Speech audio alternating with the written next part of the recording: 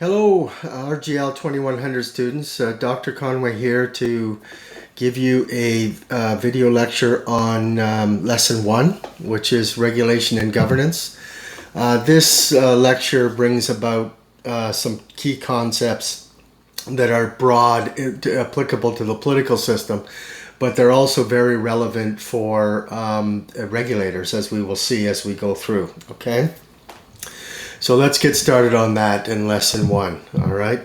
So, regulation and governance, and what I'm going to be getting at is some of the broad key concepts that we're talking about, all right? First off, let me start off by saying that basic concepts in political science are very important to regulation because regulation is primarily about political governance, right?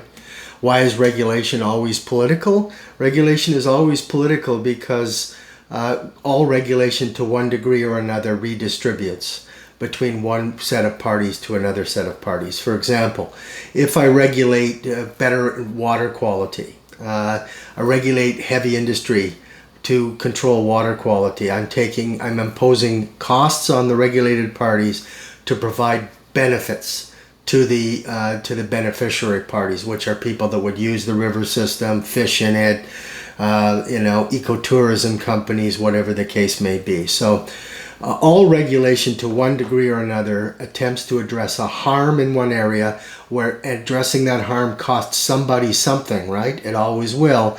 And the harm mitigation benefits are then transferred to other parties. So by its very nature, regulation is always political. All right.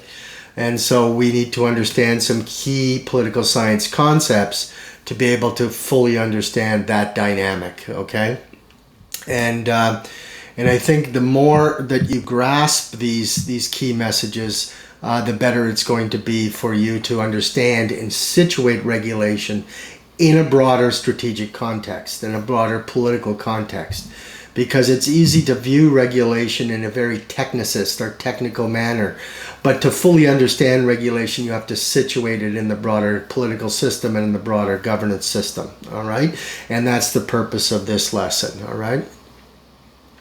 So, all state regulation is political to one degree or another. And so how do we define politics, right? Politics is an activity which rival claims are settled by authorities. Politics is an activity by which rival claims are settled by authorities.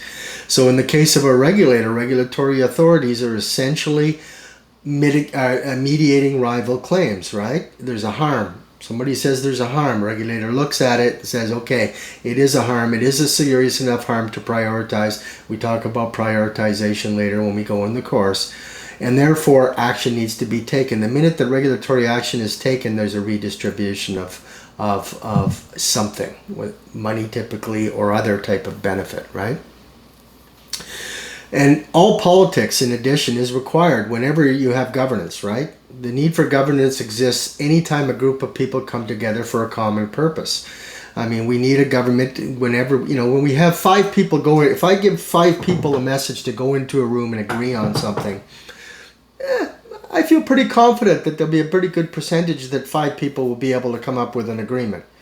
If I send 50 people into the room to come up with an agreement, we're going to need some kind of a coordinating authority to bring about a consensus, where 30 said we should do it, 20 said we shouldn't.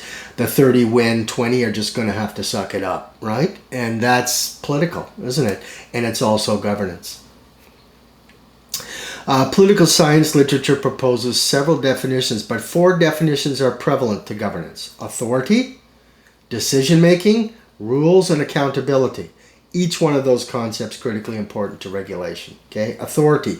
Regulators derive their authority from their expertise and their declared willingness and consistent willingness to follow the rules, to develop regulations in ways that follow the rules, okay?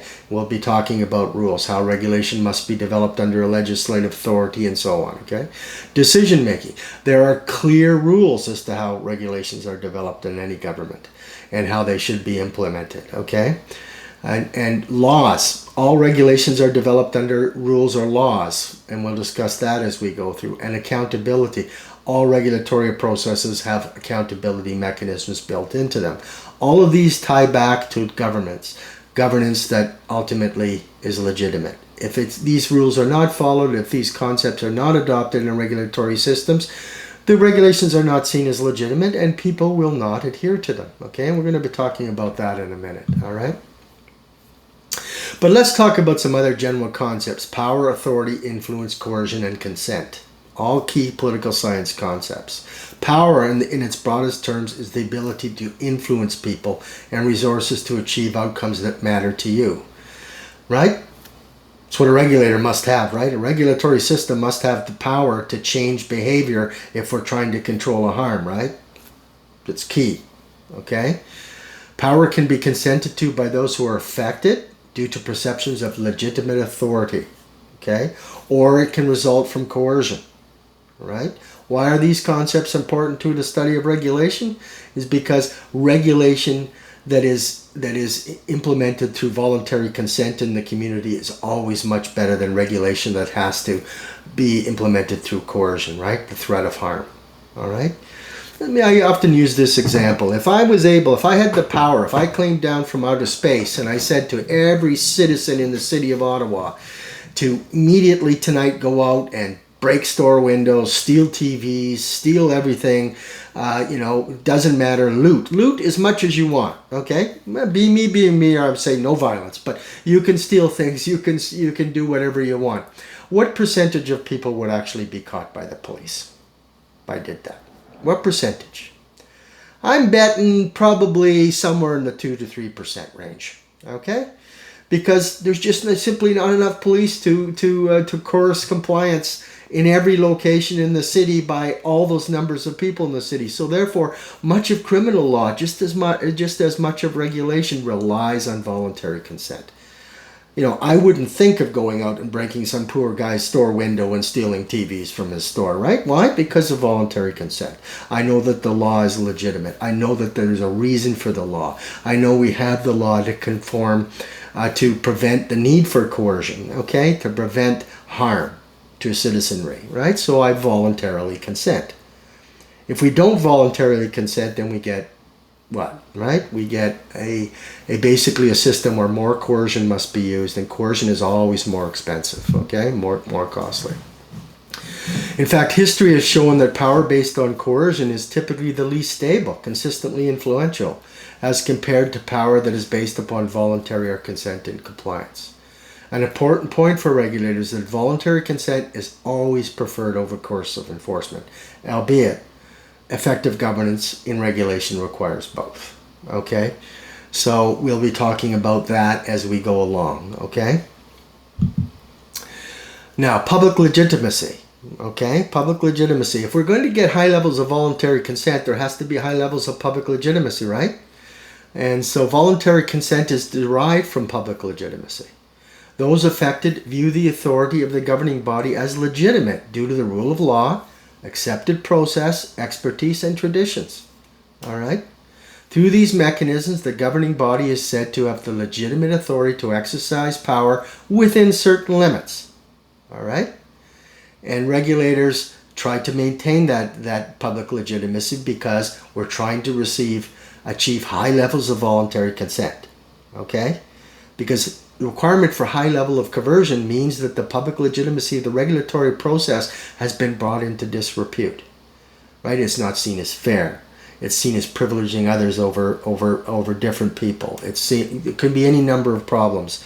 Once a regulatory system falls into that problem, it's very, very difficult to get public legitimacy back, right? Extremely difficult once that trust is broken down. Okay? In fact, problems often arise in government when public legitimacy is lost, but power continues to be exercised by an organization. And we've had that in regulatory institutions that we've had to fix over time. This creates the conditions for greater coercion rather than voluntary consent, and coercion is always more risky. Typically it can often lead to much higher costs, a further breakdown in the public legitimacy of the system. okay? Because if you have to use coercion to enforce the regulatory system on an ongoing basis, the people, start to react against that. People start to, especially in a democracy, okay? Let's look at a couple of other key concepts that we need to look at is the difference between state and government. Well, why is this important, Professor? Are you just taking us up a road that it doesn't? Well, actually, it's a very important concept for regulators, okay?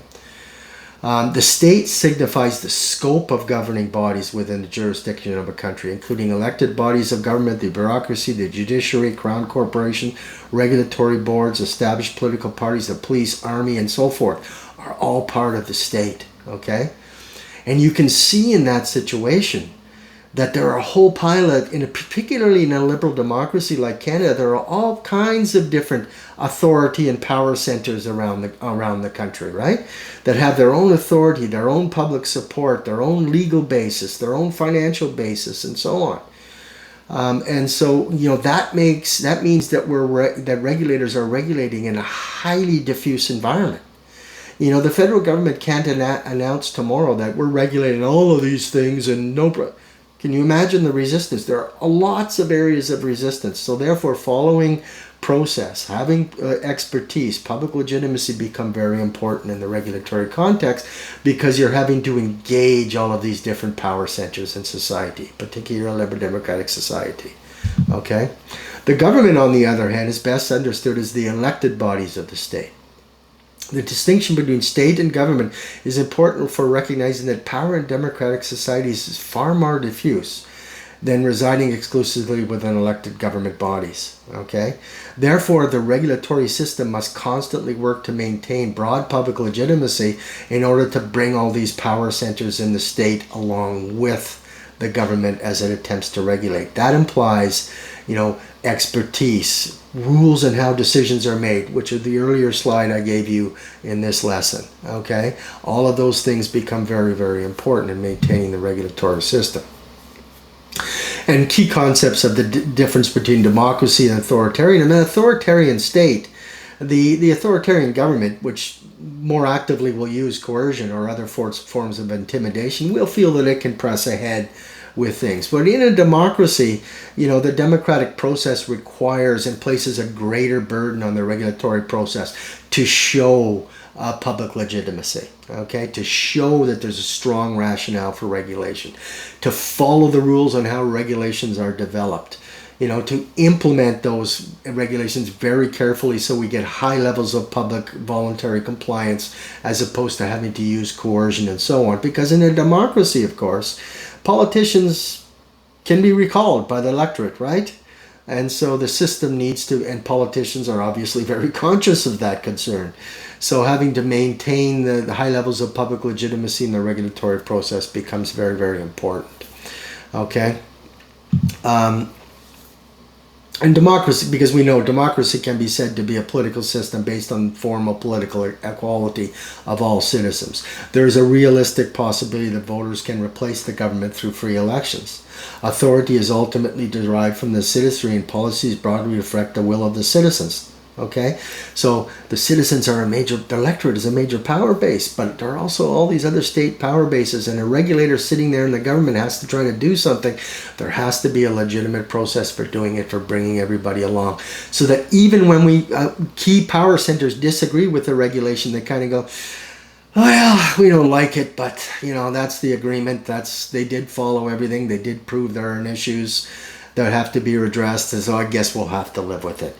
Boom, voluntary compliance, even when that voluntary compliance is uncomfortable. When you have a regulatory system that can do that, you have an effective regulatory system. When you have a regulatory system where that public legitimacy does not exist, then disputes and coercion become more of a concern, okay? Plus, one has to realize that in a democracy, we also have basic rights and freedoms, constitutionally protected rights and freedoms, and so regulators have to be very sensitive to that issue as well. We'll be talking about all these concepts in greater detail, particularly this one in particular when we deal with the legal infrastructure for regulation in a later lecture, okay? But let's talk about regulation now in a capitalist liberal democratic society like Canada. Okay, let's just talk about this a little bit in terms of regulation and free markets, in addition to regulation and governance that we just talked about. First off, let me say, a completely free market is an idealized form of a market economy where buyers and sellers can buy, sell, trade anything based on mutual agreement or barter a price. Clearly, we do not have completely free markets in any country in the world today. Okay, Canada, right, is a capitalist system, but it is not a free market. If it was a free market, let me ask you this: if it was a free market, what would happen to worker wages? What would happen to the safety of products?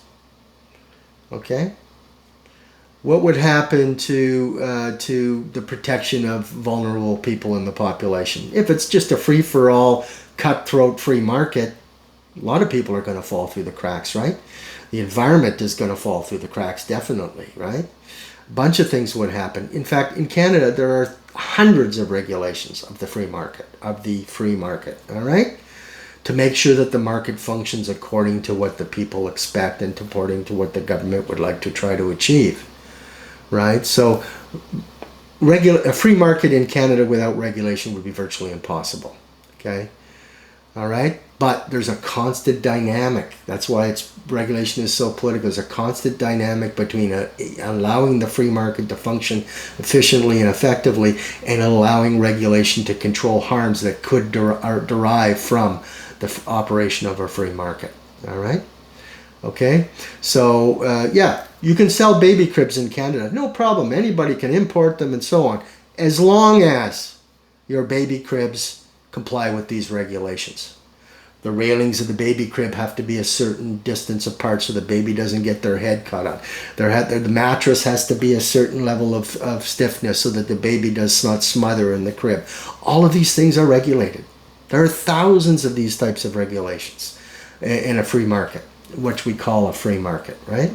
It's a capitalist market, right? Where regulation creates the conditions for the market, okay?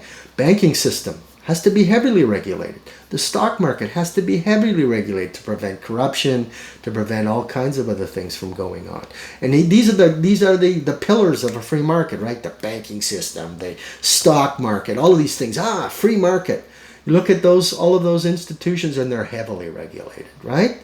Because those regulations are essential to protect the system from itself, to make sure that the system is functioning in a way that won't have people uprising in the streets because of corruption or deception or false advertising or whatever the case may be, all right? Virtually every sphere of economic activity in Canada is regulated, okay? So when you hear the concept of free market, what they mean is a capitalist system, a capitalist economic system that is regulated by the state to function in a way that's acceptable to the majority of the citizenry, okay?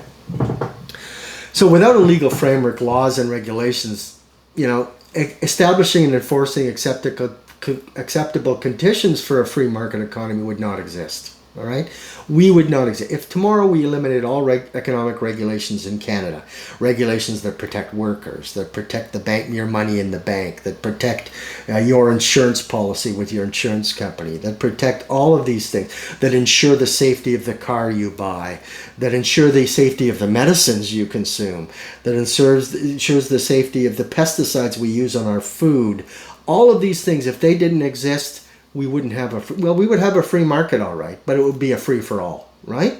It would be a free-for-all with a lot of different kinds of harms that we've come over decades or hundreds of years, actually, to regulate because those harms are not desired in society, okay?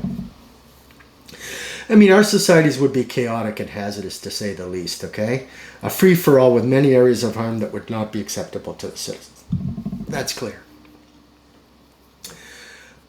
Regulation, another thing to say is that regulation is a prominent feature of governance because this policy instrument is relatively highly effective at addressing issues of harm in society. According to the Treasury Board Secretariat, the Government of Canada is committed to protecting and advancing the public interest in health, safety, security, quality of the environment, and the social and economic well-being of Canadians. Well, that's a pretty big agenda, and that's hundreds and hundreds of different types of regulations required, okay? Here are some basic indicators of the scale of regulation. I haven't updated these numbers because the point is not the precision of the numbers, but the scale, okay? The number of final rules published each year in the United States is generally in the range of 2,500 to 4,500. These are rules, which in the United States they call regulations rules. Okay? Canada, we call them regulations. Okay? The number of final rules published in each year in the United States, 2,500 each year to 4,500 new rules. Okay? Agencies must undertake a regulatory action whenever they are issuing a new rule, changing an existing rule, or eliminating a rule. And as such, not all regulations are necessarily new regulatory actions, but the number of new regulations is still very considerable. Okay?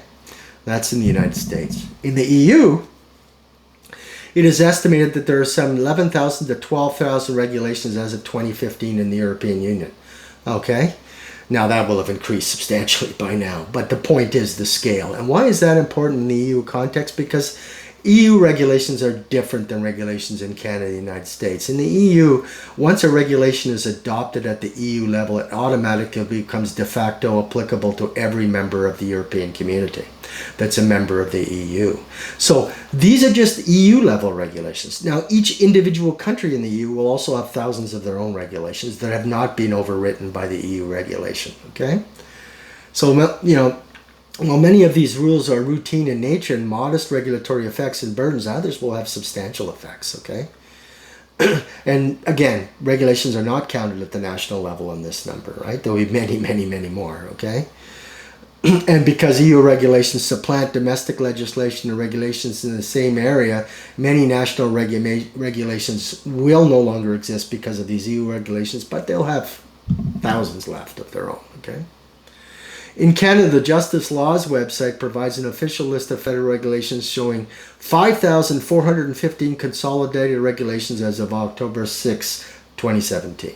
It will have increased. What changes are made to when changes are made to federal regulations, the government creates amending regulations, adding additional new sections or making changes to existing sections of a regulation. A consolidated regulation is one that has been updated, incorporates the amendments into the original text. Okay, so you can look at the Justice Laws website, okay, and look at the list of federal regulations, all right, and you will see regulations ranging from minor ones that won't have much of an impact on the economy to major ones that will have an impact in the economy. And those regulations, despite the things we will learn as we go through our course on the one-to-one rule, reducing red tape and all those things, the trajectory for regulations is still upward. Why is it still upward? Well, you know what? There's more of us. There's more population density. There's more things that can cause harm, new chemicals being invented, new products being invented, new things going on in society every day. And to the extent that that all becomes intensified, there are going to be more harms, right? There are going to be more things that need to be controlled to be acceptable to the society at large. And despite the regulated parties complaining about the volume of regulation, the reality is, to the extent that we still have population increase, economic dynamics, new technologies, new inventions, genetic engineering, biotechnology, all of these things coming on board, all of those things could impose harms on society, and those harms will have to be controlled somehow, right? So that is the nature of regulation, right? Despite all the, you might see in the newspaper, oh, regulation burdensome, hurting our competitiveness, and the reality is that all those conversations are talking about one side of the regulatory equation. There are lots of regulations, and there are. But that's because there's lots of harms, right? So what sir, would you eliminate in terms of a regulation? Okay, fine, eliminate those. Now what are you going to do about the harm? Are you just going to allow these people to be harmed? Or are we going to have to adopt another policy instrument to address the harm? Right? Well, you adopt another policy instrument, you're just simply moving the chip from one side of the board to the other, okay? It's the harm that's relevant, right? Do we have an obligation to address the harm? Yes. Also, do we have an obligation to address the harm in a way that is efficient and effective and does not unnecessarily burden the regulatory parties? Most definitely. Okay, so we will be talking about that as we go through the course. In Canada, regulations are defined in the Statutory Instruments Act, Section 2, as a statutory instrument made in the exercise of a legislative power conferred by or under the act, an act of Parliament. a statutory instrument for the contravention of which a penalty, fine, or imprisonment is prescribed by or under an act of Parliament. Okay? You see, all of these things, we will learn about all the due process, all the importance of expertise, the importance of a due process in developing regulations under the law, all of these things, all designed to maintain authority, power, authority, and legitimate use of that power and authority within the regulatory system, right? If the people feel that the system is corrupted, it's not developing regulations fairly, not all peoples are being heard, it's unnecessarily burdensome to achieve a harm reduction objective, and so all of that would challenge the public legitimacy of the regulatory system. What does that mean in the concepts I just taught you? More coercion as opposed to voluntary consent. We don't want it, okay? We want to achieve all harm reduction objectives that are prioritized in the most efficient and effective way possible, okay? Such that the harm we're trying to address is proportionately addressed in a regulatory environment, okay? We don't over-regulate the issue. We don't under-regulate the issue. We regulate the issue in the best way we possibly can to maintain public legitimacy, okay? So those are some of the key concepts that we're dealing with to situate regulation. Now remember, regulation is more than just about a series of techniques, because regulation is always fundamentally political. It's always developed within a political system, a set of rules, a set of processes, a concern for public legitimacy, a concern for voluntary consent over coercion. All of these factors situate regulation in a much broader scope than just how is a pharmaceutical drug regulated, how is a clinical trial held, all of those are obviously critical issues as well, but you can never fully understand regulation seen outside the context of the governance system that it's in and the political dynamics that the regulator must deal with, right? Politicians are risk averse, right? Politicians must sign off on regulations. They're risk averse, so how is the regulator going to solve that problem? How are we going to address the harm but not put the system at public risk? Okay, all of these factors become important in the study of regulation as we go forward. This is week 1 in our course. We'll be discussing all of these issues as we go through our reg theory course. Okay, so just realize that before we get into the technical aspects of regulation, that you always need to be able to retract yourself from the minutia, the detail, and understand regulation in its broader political and economic context, okay? Because that will drive the system more than any technical detail will, okay? Because why? And I'll ask you this a number of times. Why? Because regulation is always fundamentally political, okay? In addition to being scientific, in addition to needing factual evidence and so on, but all of that is mediated through the political system and the political process. Don't forget that, right? When a society sets thresholds for acceptable risk associated with a pharmaceutical, for example, or an agrochemical, okay? The science can tell you what that risk is, right? You can measure it, take it to a lab, we can tell you what the risk level is. But science can't tell you what society will find as an acceptable level of risk. Right? That's a value judgment. That's subjective. Do you think risk in Canada can be interpreted the same way as risk is in India or China or Brazil or any other place? No, right? Canadian levels of tolerance for risk will be quite a bit different than these other societies in all areas of regulation, right? Okay? And the same will be, that's why some jurisdictions require helmets on motorcycles and some don't. Risk tolerance is quite a bit different between societies. It's always fundamentally political, right? When Canada sets residue risks for food on pesticides on food, we have our sense of acceptable thresholds. Other countries have different concepts of acceptable thresholds, right? So science can tell us, the facts of a situation, but science can never determine the ultimate value judgment outcome of what is an acceptable level of risk for society. That is always manifesting itself in politics, okay? And in culture and in previous tradition and all these things, okay? All right? Environmental conditions in China, environmental conditions in Canada. Do you think Canadians would accept the environmental conditions that we find in China today?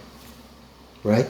The science can tell us Canada's environmental conditions are this, China's environmental conditions are this, right? But science can't say what level is going to be acceptable. The people will decide whether they're going to accept that level of environmental risk or not, okay? So understanding regulation in its broader political, cultural, and political system context is a very important explanation for what's happening in regulation today, and will always be a very important consideration because regulation is always fundamentally political. Okay? Get into this in greater detail as we go through the course, all right? Talk to you next week. Have a good week. Bye-bye now.